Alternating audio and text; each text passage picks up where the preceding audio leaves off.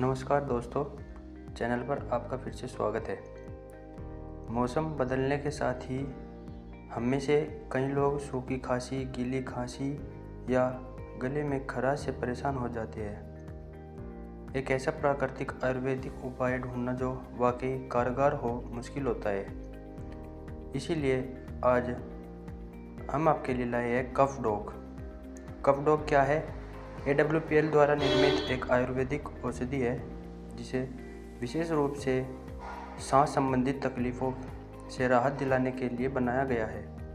यह सिर्फ एक कफ सिरप नहीं है, यह शक्तिशाली जड़ी बूटियों से बना एक प्रवाही